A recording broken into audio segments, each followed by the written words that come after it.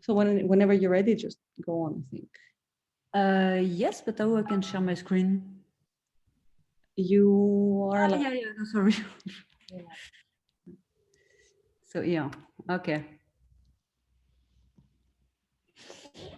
Okay, thank you. So I'm very happy to not to be with you, but in Athens, but to be with you here. So I will speak about realizing the promises of intensity mapping. So I'll speak about Concerto, but I will give you a lot of insight about what is intensity mapping. In fact, so I will give you more general stuff about all the lines you can use and so on.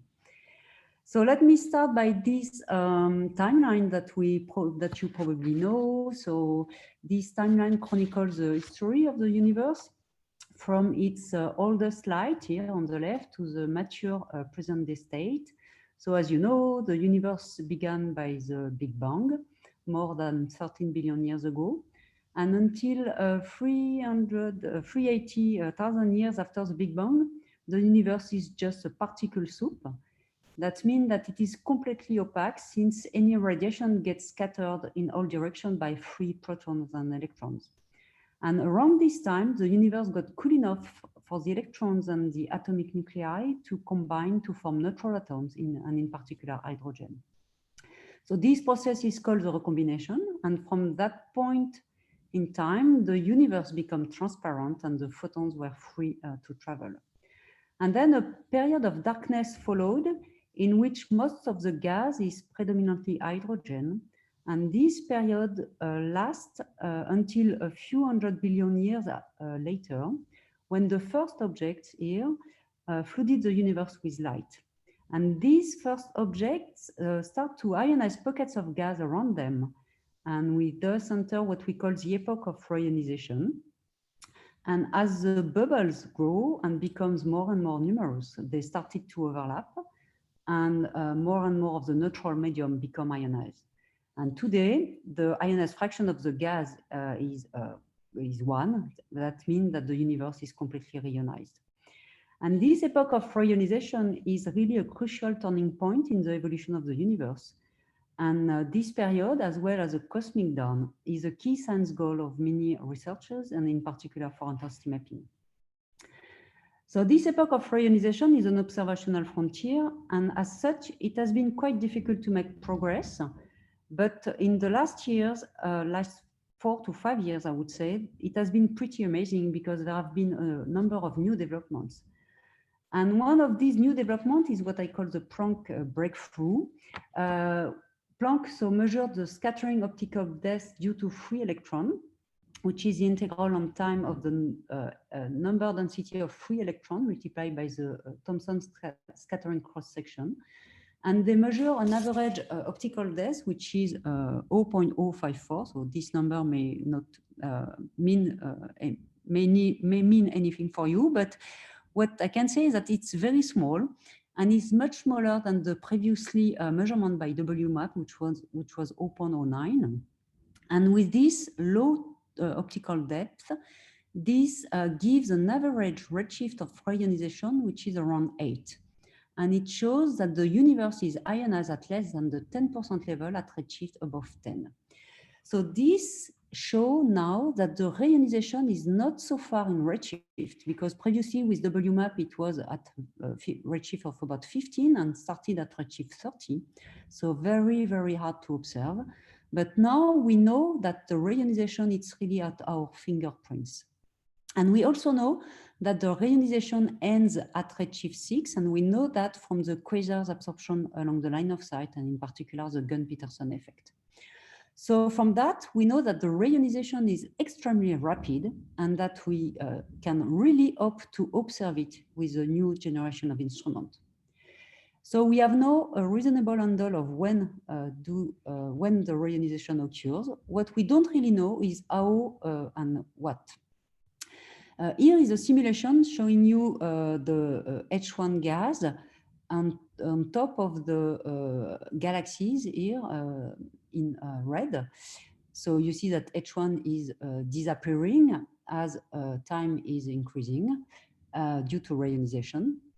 And we don't really know what is the contribution of the stellar populations for this reionization versus black holes.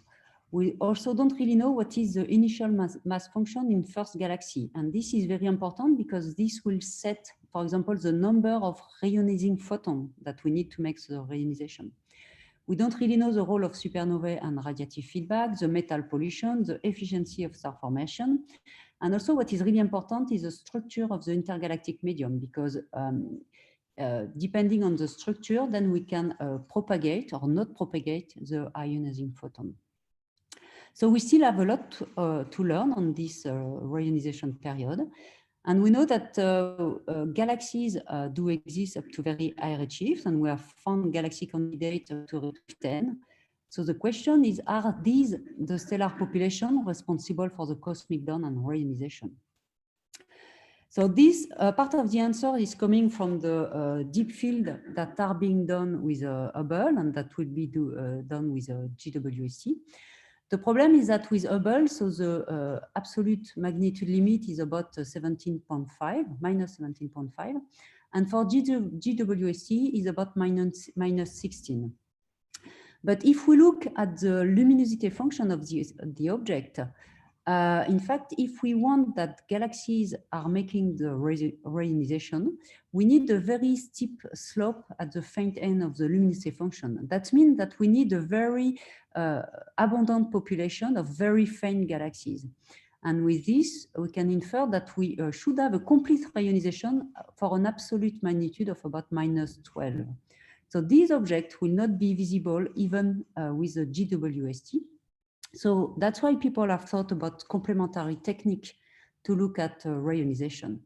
And one of these techniques is intensity mapping. So this is the basic idea. So I've drawn here a snapshot of the universe at redshift 8.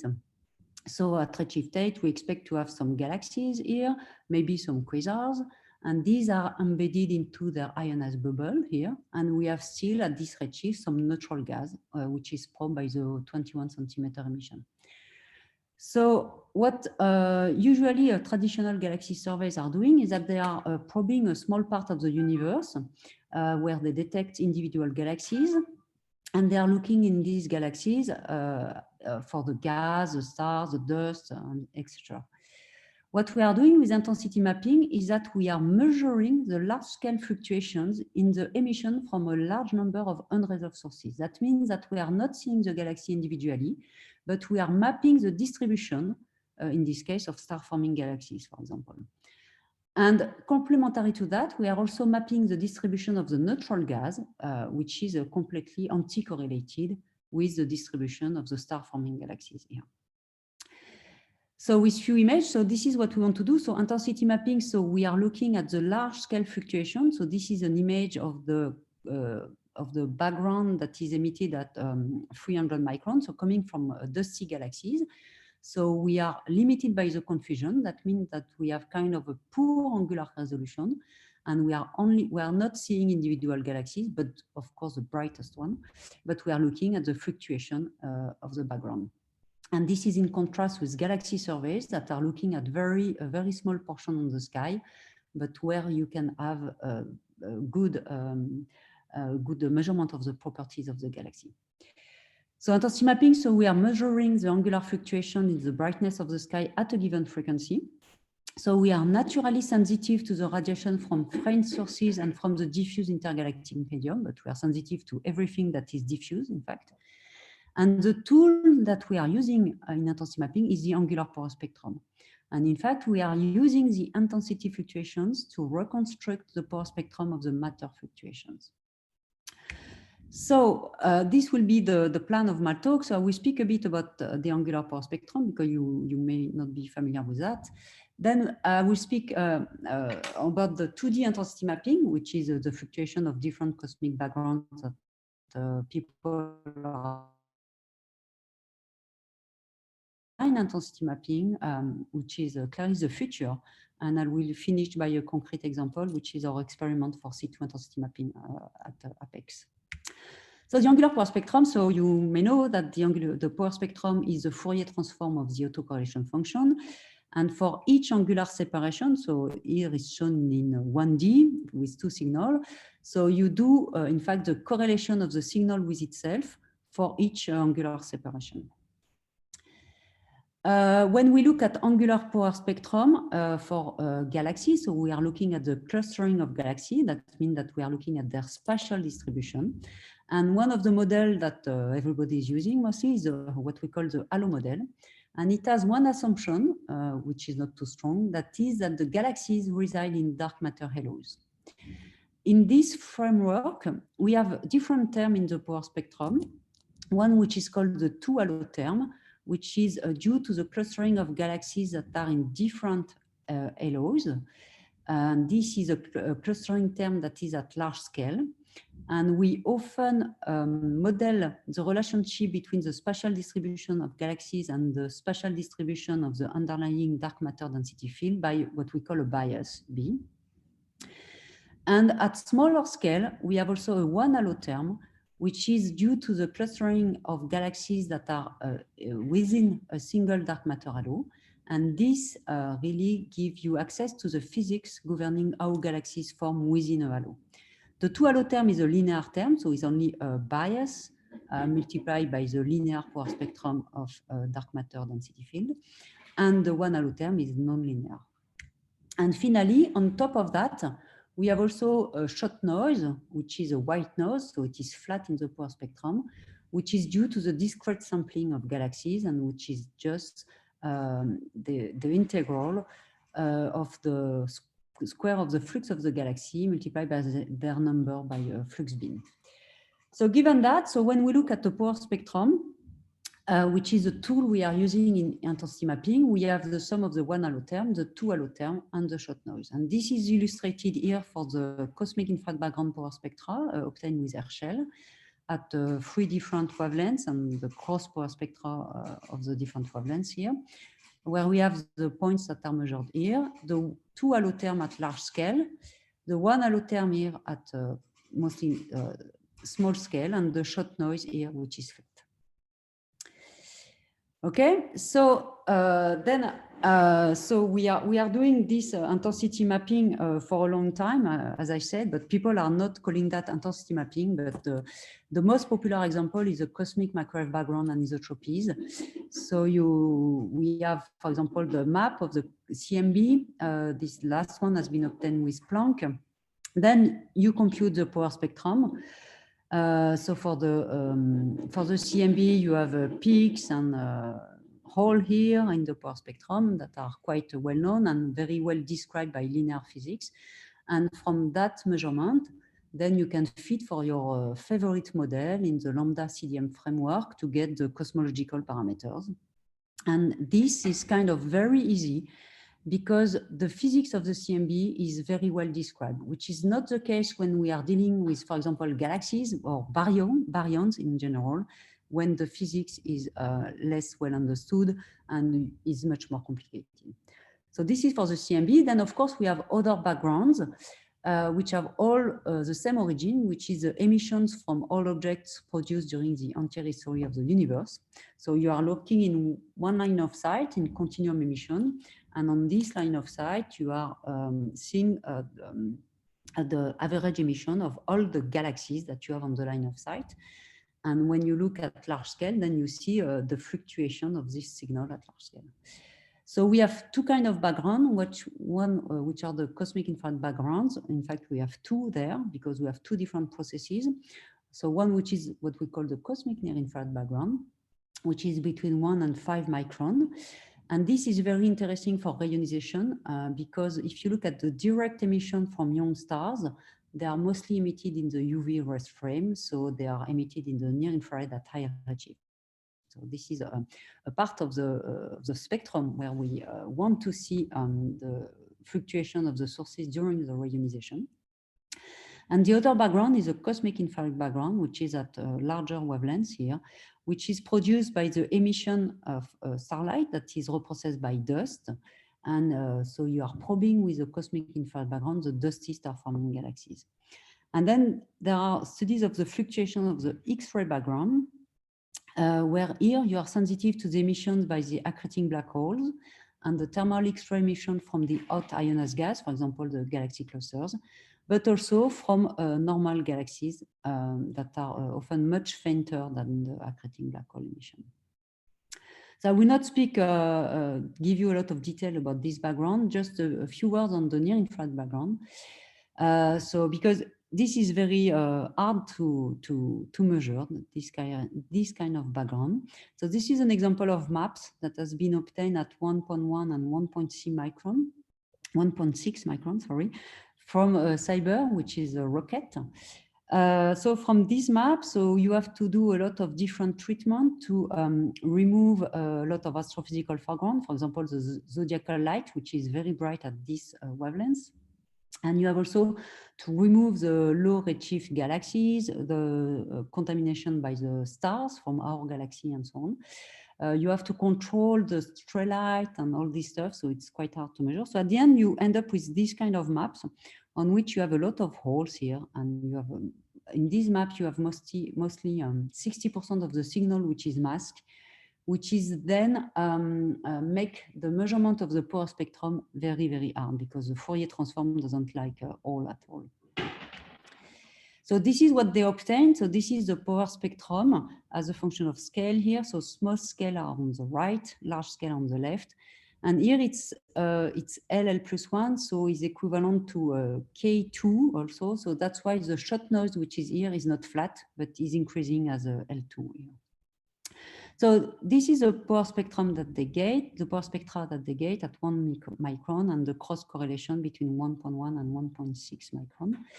And this is in blue here and in pink is a signal that is expected from all the known galaxies up to redshift 6. That means that you are using, for example, luminosity function that has been measured and you extrapolate then at faint fluxes and so on. And this is the signal that you expect. This is the signal that you get from the residual contamination of the stars from our galaxy. And this is what you expect from the diffuse galactic light. And you see from what you expect that you have a strong excess here, a very, very strong excess at the intermediate scale here, large scale. To try to understand this excess, people have tried to do some cross correlation. So they are doing cross correlation, for example, from the near infrared background to the X-ray background. And this is the measurement here. What is seen here is the continuous curve is the known galaxy population, so the contribution from the AGN, the hot gas in cluster, and the star-forming galaxies. And again, you have an excess here, which is at large angular scale. So yeah, sorry, I should have said this time the scale are in the reverse compared to the previous plot.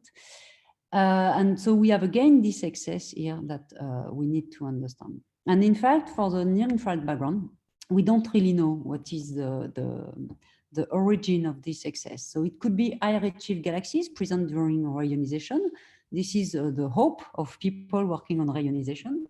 But it has been also explained by intra-halo light at low redshift created so by stars that are stripped from their parent galaxies during tidal interaction. But to make the excess by this intra-halo light, that means that you have a lot of orphan galaxies outside their galaxies. Orphan stars that are outside of their galaxies. It has also to try to explain the correlation between the near-infrared background and the X-ray. People have used the direct collapse of black holes at high redshift. But then the model would already produce an accreted mass density of black holes that is greater than the observed value locally. So it's not working also. So the debate of this excess is not very well understood. There is also the problem of the measurement, as I said, because there is a lot of things to remove. You can have some residual of zodiacal light, for example. And there is also a lot of holes in the map that makes the measurement of the power spectrum very hard. So at the end, when you are looking at 2D intensity mapping, but for the CMB, which is very easy, I would say, for the rest, for all the baryonic components, you have a problem of degeneracies as the redshift distribution of the mean emissivity is unknown. So you have a lot of degeneracies between redshift and luminosity. And at the end, it's very difficult to disentangle the relative contribution from the low and high redshift sources. And what you want to get at the end is a signal from the reionization, for example. So it's very hard because it's very faint. You have contamination by the low redshift counterpart, which is very high. And so it's very hard to get.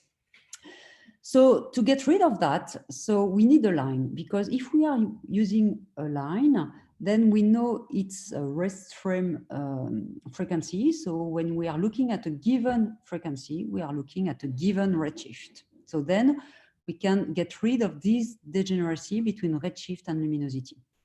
So this is an example of a 3D line intensity mapping. So this is a cube of CO at the 1 to 0 line.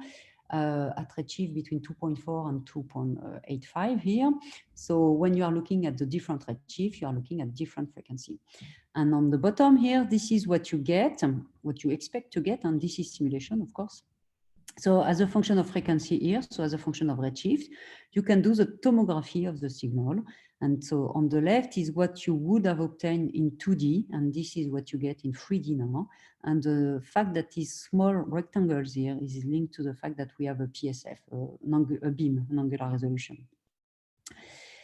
So when you do line intensity mapping, you do exactly the same thing as 2D intensity mapping. So you are using a line, so you have the redshift information. You can map large region of the sky in a large frequency range, and thus you have a large redshift range, so you can probe really huge volume, which you cannot do using galaxy surveys that are very deep, of course, galaxy surveys for reionization, so like it will be done by JWST. With this line intensity mapping, so you are confusion limited, so you do not need to see individual sources. So you have a low angular resolution redshift surveys, and it is similar in principle to a galaxy redshift survey, but a considerably faster and unbiased method, because, for example, when you are following up some sample with ALMA to find their C2 emission, you have a sample at the beginning which is biased. So when you do intensity mapping, you measure everything, so you are not biased. And so this provides you a unique large-scale view, which are complementing instrument looking at a small field of view. So which line? So we can use different line to do that, but of course we need a bright line because the intensity mapping signal is quite weak, and we have a lot of foregrounds, we have a lot of systematic effect in measurement because it's much harder to measure diffuse emission than point source when you can filter out everything that you don't want. So you have to consider also what is possible. So ground versus space, single dish versus interferometry. And of course, the line that you are choosing need to have a clear scientific potential. So if we look in UV, optical, and near-infrared lines, so you have the Lyman alpha line, which is quite bright and will be used for intensity mapping. In the far infrared, millimeter, and radio, you have the H1 21 centimeter line, the CO line, and the C2 line. The other lines are much fainter. And then in the mid-infrared, you could observe the molecular hydrogen, but this has to be done from space, and there is no space experiment to do that. So I will speak about these 4 different lines. So the 21 centimeter line, so what is good with that is that neutral hydrogen is really abundant and ubiquitous in low density region of the interstellar medium. And so it is emitted at 21 centimeters. It is an hyperfine structure line coming from the flip of the spin of the electron. And for H1, so you are sensitive, of course, to the neutral medium, which is very good for reionization, and to dense gas clouds. It is a weak line. So for the emission in the neutral medium, it is observed up to redshift 0.5. And then with SK, we hope to observe it up to a redshift of 1.7. It's much easier to observe it in absorption. And so you probably know they observe the 21 centimeter in absorption in damp Lyman alpha system. And this you can observe H1 and the cold gas up to redshift 3.5. So as I already said, so H1 is good because it's the most direct probe of reionization. The problem with H1 is that it's kind of difficult to predict. because you can get different astrophysical models of galaxies that show a different power spectrum, and you have a lot of degeneracies between the parameters. And you can have variation up to a factor of 10 at a fixed cosmic epoch. So I will illustrate that by this simulation, which has been done by Messinger et al. So on top of that, you see the luminosity of the brightness temperature of the 21 centimeter line. In the middle, that's the average mean temperature. And on the bottom is the amplitude of the power spectrum at k equal 0.1. And you will see, so it's a small movie, these are the different parameters here. And you see, for example, when you are varying one parameter, how it is changing the amplitude of the power spectrum and the amplitude of the average temperature here. And sometimes it can be really, really, really big. So that's one of the main problems with H1 is that it's not so easy to predict the signal in the reionization and also in the cosmic dawn. So then we have the CO line. So CO is a polar molecule, so it has a permanent electric dipole moment. So it radiates at its rotation frequency. You have a different emission. You have in fact a ladder that is coming from the different rotational number here. And the 120 line is emitted at 115 gigahertz, which is 2.6 millimeter. And then the other line are emitted at higher frequency. So you have a different line, and the relative intensities of the line depend on the temperature of the cloud. And the minimum temperatures that are required for collisions to excite the molecules are proportional to G square. That means that the IG lines are weak in cold molecular cloud. And this is illustrated here, where it is plotted the ratio of the different line of the different G line compared to the 1 to 0 transition.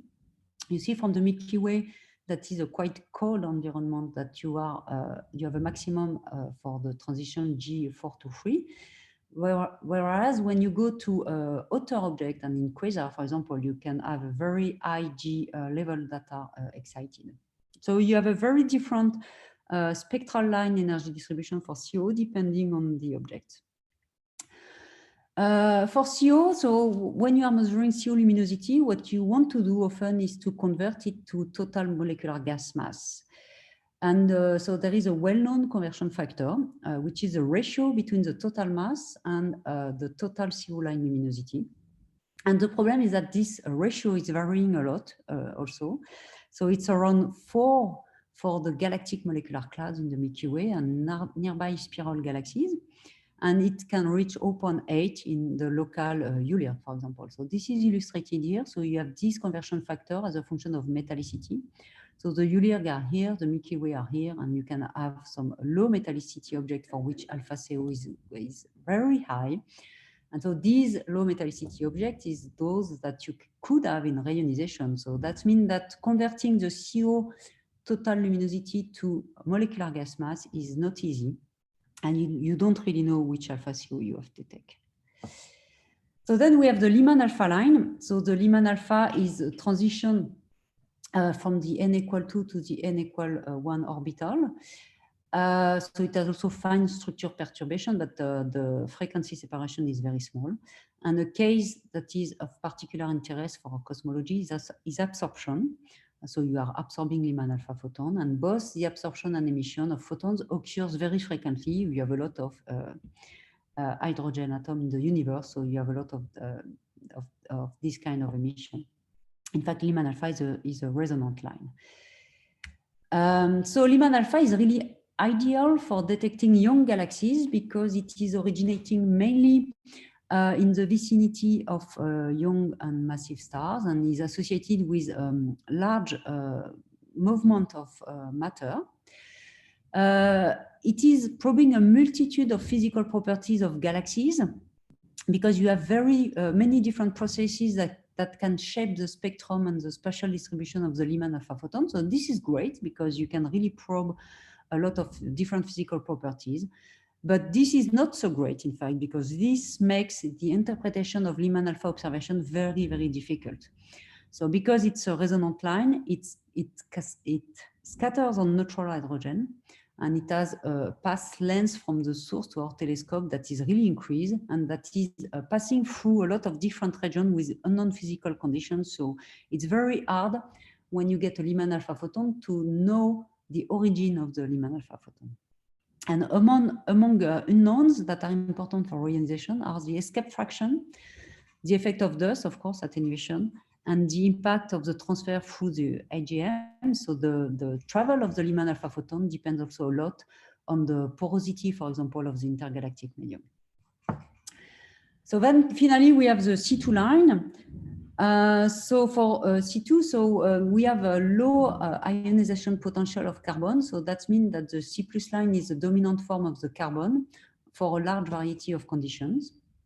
And C2 has only 2 fine structure level in the ground electronic state, which is emitting a fine structure line at 158 micron.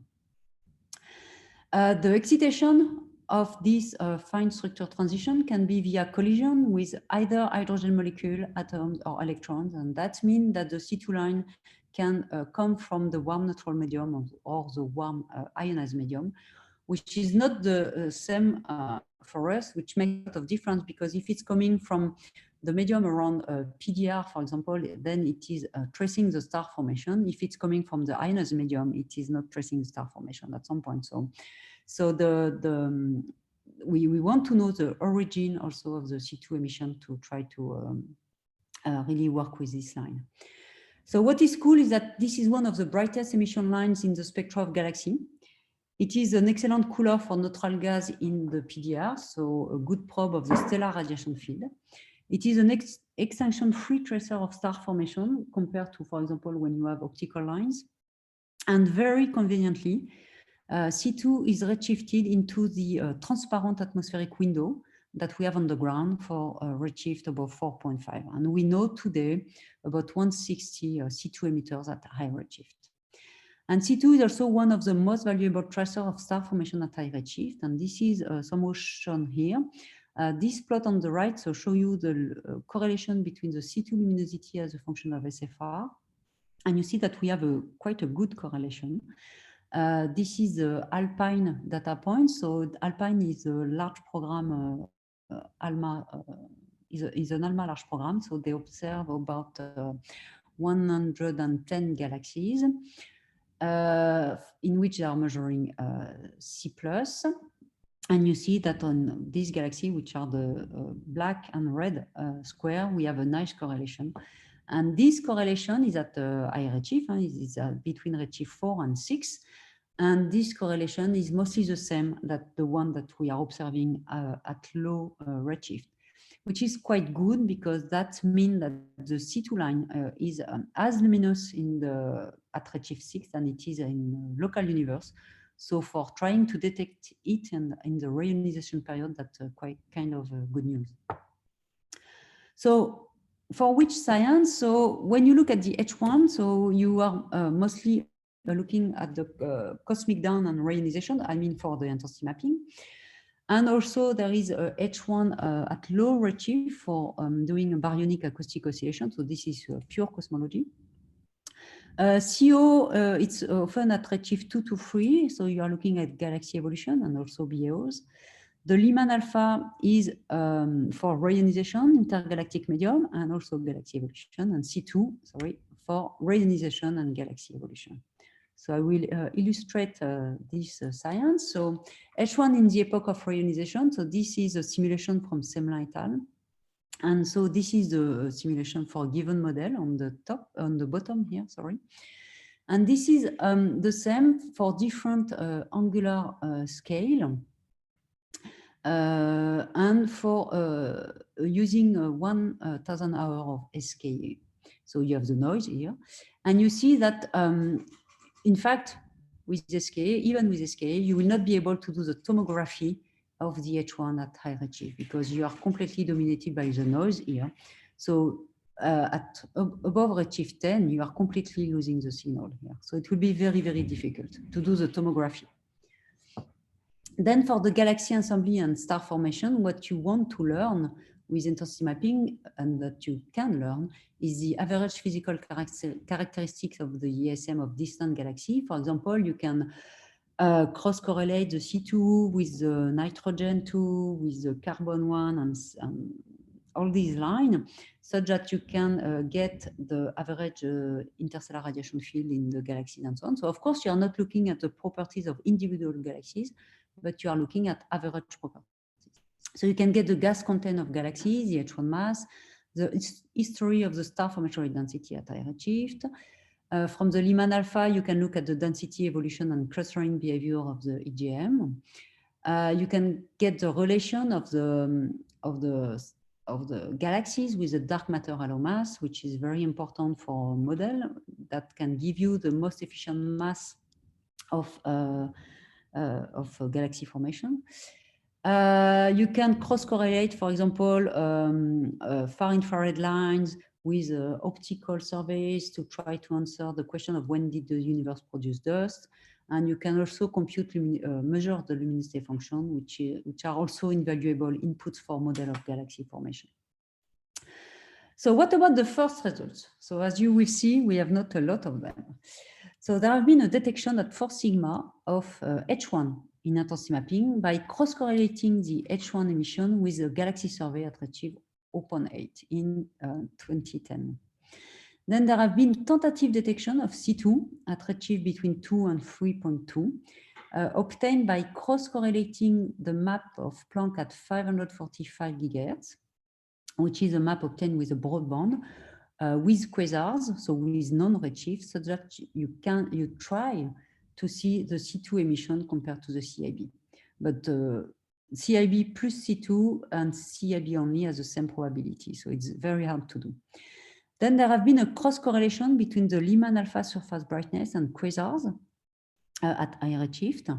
So as you can see, all of these first results are obtained with by cross-correlating signal. So you have a map of intensity mapping. So in the first case is H1, here is a CIB, and here is Lyman alpha. And then you are cross-correlating with a galaxy survey catalogs for which you know the redshift to try to detect a signal. So in Croft et al., so they cross-correlate the Lyman alpha surface brightness with the quasars, and they have a signal at 8 sigma at a small scale. But this signal is detected with an extremely high amplitude. That means that 97% of the Lyman alpha emission in the universe at this redshift is undetected in previous surveys of Lyman alpha emitters. So that is really, really huge. And they are not detecting any signal for larger separation. So this signal is reasonably produced by low Lyman alpha surface brightness halos that are clustered with quasars. But that means that you have a large signal that is in these low surface brightness halos in Lyman alpha, and this is not completely understood. What is interesting is that this is the first application of intensity mapping technique to optical observation. So then we have a 3 sigma detection of the CO fluctuation. So with the COPS experiment, so where they look at the CO 1 to 0 transition at redshift around 3. And this is a power spectrum that they get. So you see it's quite noisy. And from this power spectra, they have been able to constrain the CO luminosity function, which is here in pink. So the constraints are quite loose, but this is the first measurement, okay? What is good is that for the CO luminosity function as well as the C2 luminosity function at high redshift, we have not a lot of constraint today, not a lot of measurement. And we have as many different predictions as many models. So they are giving quite different answer here.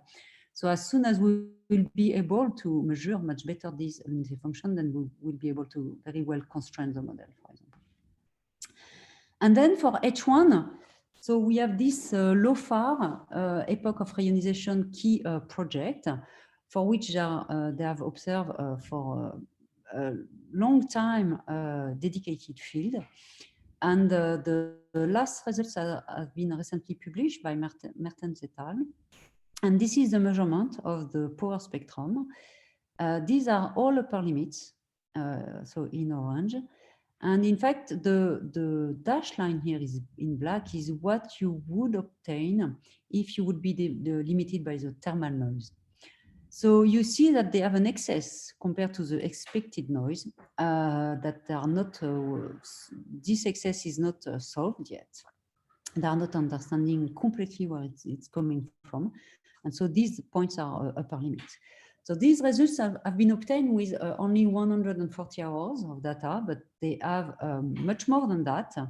And with about 2,000 hours of data, they predict that they will be able to detect the epoch of reionization signal. And so these are the upper limits, and there is a paper associated to that, Gara et al. 2020, where they present some constraints on the thermal emission of the intergalactic medium. Of course, the upper limits are quite high, but they can already rule out some extreme models. And so there are also other experiments that are setting over upper limits. So at Redshift 20 and at Redshift 7, for example. So these are all upper limits from now, but the upper limits are decreasing, and maybe at some point we'll be able to measure a signal. So what is the experimental landscape for intensity mapping? So this is a plot showing you the redshift here, sorry, as a function of the angular resolution here. So you see that at high redshift in the reionization, you have several C2 experiments on Concerto, Time, and CCAT-P. We have the H1 experiment, so ERA, and of course SKA. And at low redshift, we have all the CO experiment, even if they will try to push it at higher redshift here, in the near future. And they have the 21 centimeter experiment for BAOs. And on top of that, we have the Spherix here, which is a satellite, American satellite that will be launched maybe in 2 years. And they are looking at in the optical, and they can do intensity mapping of the H alpha line and the Lyman alpha line at high redshift. So this is summarized here. So at very high redshift, so for the reionization and the cosmic dawn, you have the SKA and ERA for the H1. Then you have the C2 experiment. So CCAT-P is now called Fred Young submillimeter telescope. Then you have all the CO line, which are mostly at low redshift. You have a balloon, which is called TEAM, which will observe for the C2 intensity mapping at redshift 1. You have this Spherix experiment, which is space, so looking at H alpha and Lyman alpha. And then you have all these low redshift H1 experiments that are dedicated to BAOs. So the first step for all these experiments, the first one that will be on SKY, is to demonstrate the feasibility and the future potential of wide field surveys, and to provide a testbed for the technology development and observational strategy. This would be very important because we have a lot of challenges for intensity mapping. So I will not have time to go deeply into that, just showing you two stuff. So this is an example of the measurement of force GBT in 2010. So this is the H1 map here. So from redshift 0.6 to redshift 1.1. And this is the measured flux after the polarization cut has removed most of the terrestrial emission. You have a lot of contamination from the ionosphere, for example. And the fluctuation is about 130 milli-K. What you see in this map, so it is a clean map, you see here a lot of vertical stripes that are mostly television signals. And you can see that at high redshift, you have not a lot of windows that are free from this RFI, which is a radio frequency interference. Then you have the horizontal stripes here that are, in fact, the continuum emission of radio sources. And they have some, they are not very thin because this is a GBT beam that is here. So once you remove these contamination, so you are left with this kind of signal. So as at high redshift, you have not much more of the signal, and then you have a fluctuation which is reduced by a factor 30, but you have still some residuals that are contaminating your signal. So this show you that getting diffuse map emission is very, very hard. So there is a lot of challenges One which is linked to the data reduction pipeline, which is really awful, for example, for LOFAR. This is coupled to the data volume, because in intensity mapping, in fact, at the end, you have a lot and a lot of data. So for example, for LOFAR, it's about 50 terabytes per night. So at the end, it's a lot of petabyte. And most of the time, you have to combine a lot of data to remove correlated signal, for example, atmospheric noise and so on. So it's very hard to do. Then you have problem of component separation. You have a contamination from our galaxy for H1, the CO for the C2 intensity mapping and so on. And you have all the extragalactic point sources. So you have to be very clever to remove the foregrounds, and you can play with cross correlation to remove that also. And then you have the modeling challenge. As I've shown you, we can, depending on the model, we have a very, very different answer and very, very different prediction of the signal, which is a problem when you try to sell an intensity mapping experiment, because you can have very different signal to noise ratio depending on the model you are using. So I will finish by Concerto. So Concerto is a new spectrometer to map the intensity fluctuation of the C2 line. So it is a small experiment that is between the LAM at Marseille and the Grenoble team, which is in three laboratories, and the instrument is built at the Institut Néel in Grenoble. So Concerto, so it's a new spectrometer. So it is based, the focal plane, the camera is based on the KID, kinetic inductance detector. So following the success that we have with the NICA 2 camera, which is installed on the 30-meter telescope at IRAM. So for Concerto, we have two arrays of 2000 pixels. So this is a kind of array here. These KIDs have to be cooled at 150 milli-K, which is very, very low. So we are achieving that using a closed circle helium-3, helium-4 dilution cryostat. And so everything is embedded into this cryostat, and we are making the spectrum outside of the cryostat using a Martin-Pulbet interferometer. So this is exactly like a Michelson interferometer, but we are with a movable mirror. With this MPI, we have a spectral resolution between 100 to 300, which is very low, but which is far by enough for intensity mapping. And we have at least one spectrum for all pixels of the matrix every second. So it generates a lot of data. So for C2, we need to observe at frequency below 350 if we can, so in our case 305, to try to catch the line at the lowest redshift possible, because it will be brighter, so it will be easier to catch it at low redshift than directly at redshift 10. So we have two sub-bands, and we are covering at the end 125 to 305 gigahertz. So we are starting at 5.2 for the redshift of the C2 line. And we are going to install Concerto on the Apex telescope, so which is in a very dry area and excellent condition for submillimeter astronomy. So this is what we expect. So this is a prediction of the power spectrum, and with the measurement and the error bars. As I said, so depending on the model, we have very different predictions. So in cyan here, light blue, this is a prediction by using a very low star formation rate density at high redshift.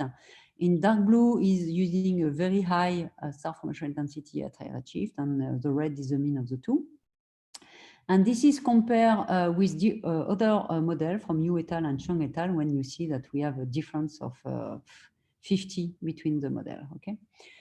So we will survey a field of 1.4 square degrees, so the Cosmos field, using an ESO large program that we had, and that we will complement with a Chilean and Swedish time. So we'll have in total 1,200 hours. So what we expect to learn, so from the clustering of the power spectrum, we'll be able to constrain the dusty star formation rate density at high redshift to get the relation between the C2 luminosity and the dark matter halo mass relation that will give us a typical halo mass scale of star-forming galaxies. From the short noise, we'll be able to measure the weighted dark matter halo mass integral of the C2 luminosity function, and to constrain the number counts of C2 emitters as a function of redshift. This is very important because today we mostly don't know the C2 luminosity function. So these are the last results from the Alpine survey. So what is being measured is a violet point here from ALMA and the green points also. So the violet points are the follow-up of the UV sample, and the green points are serendipitous sources found in the beam of the violet points. So you see that you have a different answer here. And also we have a very different model prediction. So these are the two model predictions. So the dark line here and the green line. So you see that it's completely different. So we really need to measure the C2 luminosity function. So with Concerto, we'll also want to measure the average condition of the interstellar medium, because in our band, simultaneously, we will have the C2 lines, but also the O1 and the nitrogen 2 lines. So we'll be able to probe the part of the C2 line, for example, that is coming from the ionized medium. And there are some prediction on that in Serra et al. 2016. So what we want to do also is to do cross-correlation with external data set, because in the Cosmos field, we have a lot of very deep surveys. So for example, if you cross-correlate it with optical surveys, so you will get another estimate of the star formation rates in high redshift galaxies and try to see when did the universe produce dust. And if you want to really capture the physics during the epoch of ionization, including the ionized bubble sizes, for example, you want to correlate the C2 emission with H1. So if you remember the first slide, in the first slides I showed, you have mostly a strong anti-correlation at large scale. And there are some prediction in Dimitru et al. For Concerto, honestly, it will be very hard to do. So it's mostly for the next generation of C2 intensity mapping experiment. What will be much more easy to do is CO emission at low redshift, because it's not called a CO intensity mapping experiment, but it will do CO intensity mapping. Because, for example, here on the right side, so this is the C2 at redshift 5.5, together with the other line at redshift 5.5, and this is the CO emission, CO lines at redshift 1.75. You see that in the Concerto band here, which are between the two dash line here, you have a lot and a lot of CO lines that are at lower redshift. So this is really annoying for the C2, because it's a strong foreground that you need to remove, but this is very good for CO science, because you can do a lot of things. For example, you can cross-correlate so the Concerto map with galaxies to get the gas content in galaxy, which is very hard to measure galaxy by galaxy. And you can do the cross-pore spectrum of the CO at the same redshift using the different lines to get a measurement of the 3D clustering of undetected galaxies, which is also very important. So with CO, for sure, it will be very bright, so we will get some scientific results. And these are simulations showing you the total emission that we'll get, including the continuum, dust continuum emission, CO and C2. This is the CO and C plus C2, and this is the C2 line.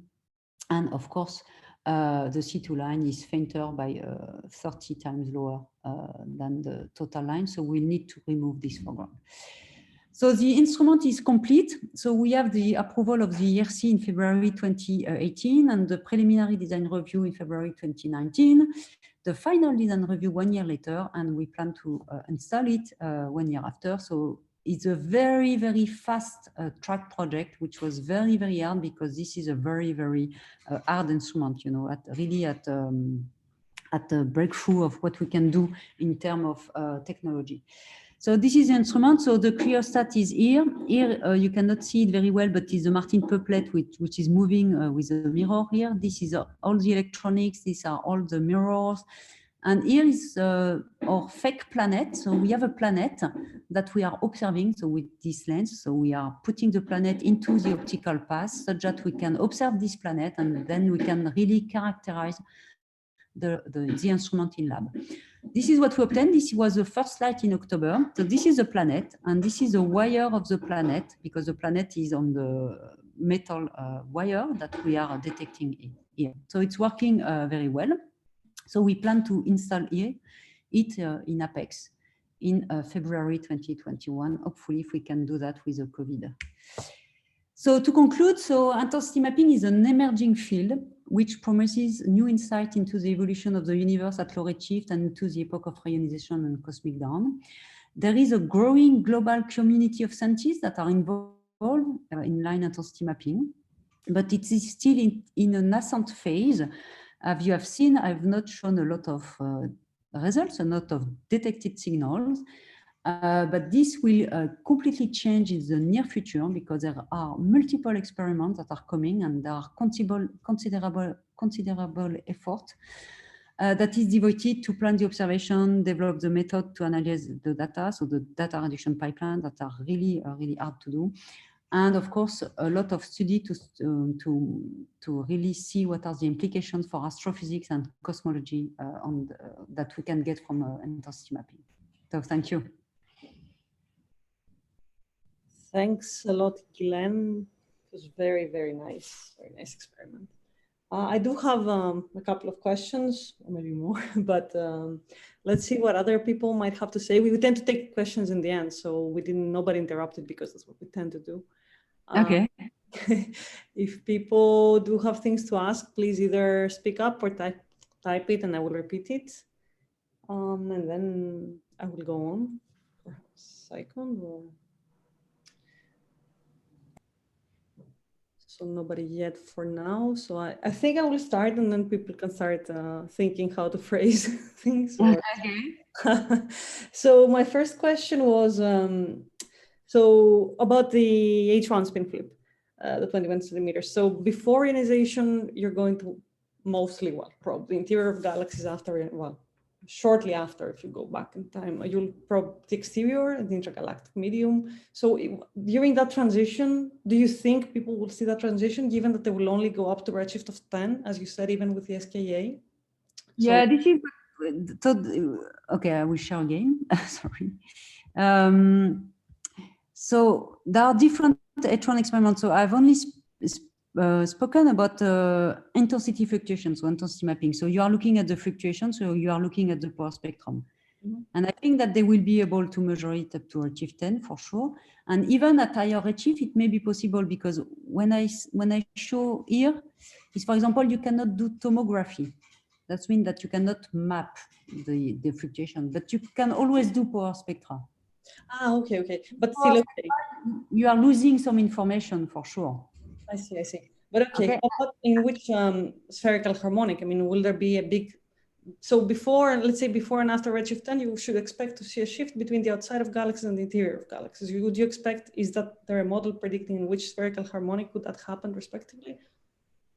Sorry, I missed your point. It has cut at some point. Yeah, but as you probe gas that is before ionization outside of galaxies and after ionization inside, you should, I guess, expect to see a change in the spherical harmonics. Ah, yeah, no. In fact, the thing is that we are not a lot. When reionization occurs, we are not looking at the H1 inside galaxy because we are looking at larger scale. Right afterwards, though. So you don't. Is what I mean. Before and after, you should expect to see a spatial change in the distribution. No, in fact, so we are measuring power spectrum mostly, yes. And we are measuring the power spectrum at large scale. So as soon as there is no H1, mostly due to reionization, the power spectrum is 0. So it dies. So you just map whatever you mapped before, it just dies out. You don't expect to see a significant. This is what you are seeing here mostly. So here in the at redshift 6 is 0, the signal. Because you have no more fluctuation in H1, you have no more H1. And the brightness temperature fluctuation is proportional to 1 minus the ionization fraction. So when the ionization fraction is 1, you have 0 fluctuation. But at some point, perhaps very nearby to us, you should be able to see H1 from galaxies again. Yeah, and then you can get H1 from galaxies and you can make cross correlation of galaxies to get the clustering of galaxies probed by H1, but then you are not looking anymore at the gas and the property of ionization. You are looking at the H1 in galaxies. It's a galaxy evolution. Yeah. Exactly. And the question is that these are very far apart time-wise, so there is no. You don't expect to see any transition or any confusion between the two. That was no, it's really different. Yeah, it's a really different process because this is at large scale, and when you are looking. So this is really the diffuse emission. And on the other side, you are looking at individual galaxies and you are making cross correlation of the H1 of the cold neutral medium in galaxies at some point, which is clearly different topic. Okay, and if somebody else has a question, see. Let me have a look at the chat room because I just minimized it. Okay, I'll go on with the second one. At some point, you mentioned that 97% of the signal was lost from Galaxy surveys. Yes, this is what they have in this paper. Yeah. Elaborate a bit. I mean, that was impressive. So Yeah. So you can have a look at this paper. It's quite strange. And if it's true, it has a lot of implication for galaxies, because at some point that means that around galaxies and even around a massive galaxy, you have a low surface brightness Lyman alpha halos that are emitting much more than the Lyman alpha signal that you see from the galaxies. yes, it is impressive. I will look it up because it's quite astonishing if it is so. So somebody else have a question? I mean, it was a very intense talk, a very nice topic, very solid experiment, a standalone experiment. So perhaps a bit difficult for students, but yeah, maybe. I prefer to give an overview of everything rather than speaking only on Concerto. But then you have the material to go back and to see the reference if you're interested. That's right. No, I thought it was very complete in terms of information provided. So somebody else, if not, I'll go to a third question, but it's better if somebody else is. So I have a question. Your minds? Yes, thanks. It's Alessandro here. So can we figure out like a secondary scientific target for Concerto? Oh yeah, sure. So Concerto is dedicated. So it has been sold for the ERC as a C2 intensity mapping experiment, but it's very hard to do. So we are not sure we are going to detect any signal. So what we can do with Concerto is a lot of ancillary science. So for example, we can do SZ, so Zunaj-Zeldovich in galaxy clusters, and it will be very powerful for that because you will have a spectrum. And before we had only 2 to 3 photometric data points. So for making the separation between, for example, kinematic SZ and thermal SZ, it would be very, very powerful. So you can do SZ, so galaxy cluster. You can also observe, for example, the interstellar medium of our galaxy to get the shape of the spectral energy distribution of dust emission. It's an important frequency range also, because in this frequency range we have an excess of emission, an excess of emissivity that we are not clearly understanding.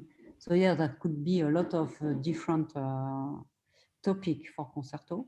And so if you are interested, we will make the instrument available for the community beginning for the next ISO deadline. So you will be able to make some ISO proposal for that. And you have to be fast because it has to be done before December 2022. Okay, thank you. I have a second question, but I can wait for the other. Go ahead, Alessandro. Okay, so the decision to separate bands on the, let's say, 2 arrays, what's the idea? Because in principle, with the band for each focal plane, let's say for each array, we lose 50% of the incoming flux. So what's the importance to choose to separate wave bands? So the thing is that the noise is proportional to the number of channels that we have. So if we are making very, very broad bands, that we have much more noise. So this is one of the first reasons. And the other reason is that we also have some water absorption line in the middle. So we want also to kind of avoid it. So we have a high frequency channel, which is completely free of any absorption line, water line. So it will be very easy to observe with it at any given condition. And the other one, it's a lower frequency, so it is less sensitive to water vapor, but it has a strong atmospheric absorption line in the middle. So that's why we wanted to cut it into. Okay, thank you. Somebody else? If not, I had a last one about your CO sled, in fact. So how many lines will be covered at the same time? Perhaps It depends on the redshift. Of course, of course. Yeah, so here, for example, you see that we have 4 lines in It this would be case. fantastic to get CO sleds of galaxies simultaneously. I mean, Yeah, so the point is that the problem is that, so we are doing intensity mapping, so power spectrum, so we will not be very sensitive pixel to pixels. So we not detect individually a lot of individual galaxies. no, but you should be able to see change in the CO sled with redshift. Yes, we should be able to see that. And we even if we cannot see galaxy by galaxy, by doing stacking analysis, for example, we should be able to see that. That will be truly, truly exciting. Yes, up Right. to redshift 2, and this will be much more easy than the C2 lines because the CO signal is dominated the C2 signal by a factor of 10 roughly. Yeah, okay, great. Very nice. Very nice. Okay, so if nobody else has a question, then I think we should thank you again. Yeah, thank you.